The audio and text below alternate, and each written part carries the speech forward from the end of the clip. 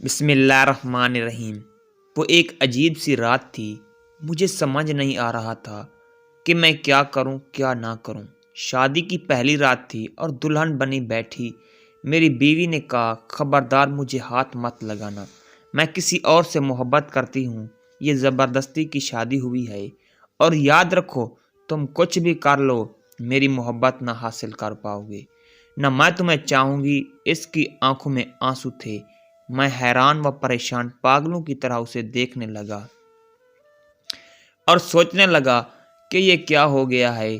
جب کچھ سمجھ نہ آیا تو میں اٹھا اور وضو کیا اور نماز کے لیے چلا گیا اور اپنے اللہ سے ذکر کیا کہ یا ربا، یہ کیسا امتحان ہے۔ مجھے ڈر تھا، بہت زیادہ ڈر، معاشرے کا ڈر، خاندان والوں کا ڈر۔ میں ایک مڈل کلاس فیملی سے تعلق رکھتا ہوں اور ایسی اونچ نیچ پر ہمارے ہاں عزت کا جلوس نکل جاتا۔ مختلف سوچیں آ جا رہی تھی کہ اگر یہ صبح گھر گئی اور واپس نہ آئی تو میری عزت کا کیا ہوگا۔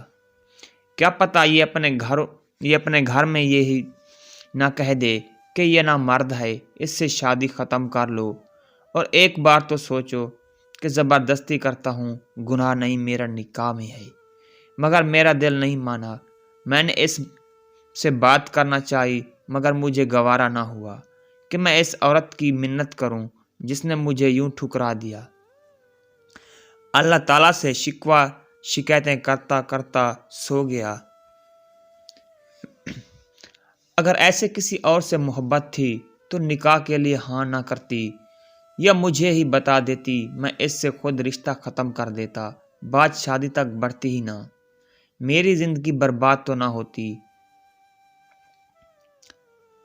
میں متوسط طبقے سے تعلق رکھنے والا آدمی، شادی پر ساری جمع پونجی لگا چکا تھا۔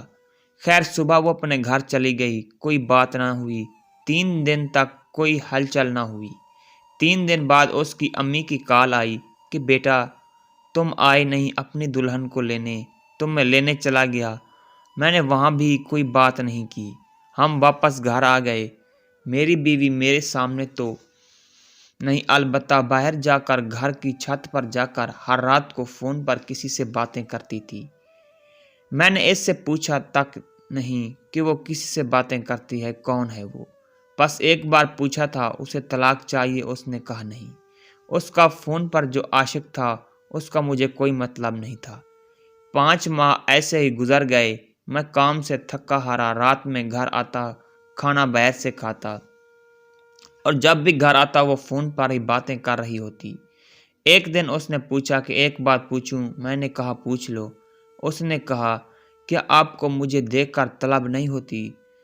میں نے کہا شادی سے پہلے بھی تو میں کنٹرول ہی میں تھا، تو تمہیں کیا لگتا ہے اب بھی نہیں ہو سکے گا کیا؟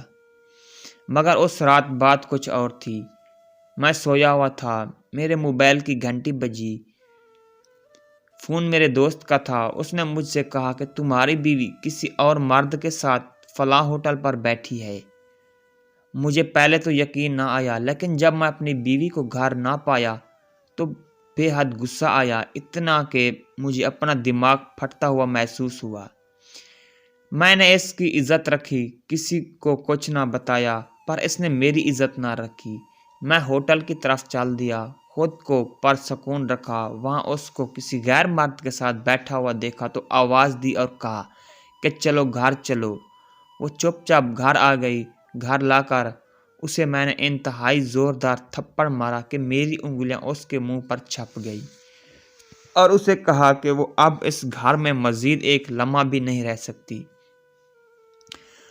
اور اسے اس کے گھر چھوڑنے نکل پڑا۔ لیکن راستے میں تھوڑا سا غصہ ہلکا ہوا تو دماغ نے کام کیا۔ اس وقت اس کے گھر والوں کو کیا بتاؤں گا کہ ان کی بیٹی نے کیا کیا گول کھلائے، لہٰذا کچھ سوچ کر میں ایک ہوٹل میں گاڑی لے کر، جو صبح دیر تک کھلا رہتا ہو، پتہ نہیں ہمیں وہاں کتنا وقت لگے گا، لیکن جتنا بھی وقت وہاں ہوٹل میں صبح ہونے کا انتظار کیا، وہ خاموش نظریں جھکائی بیٹھی رہی۔ اس نے کوئی بات نہیں کی، نہ ہی میں نے کوئی بات کی۔ میں صبح ہوتے ہی اسے اس کے گھر چھوڑ آیا۔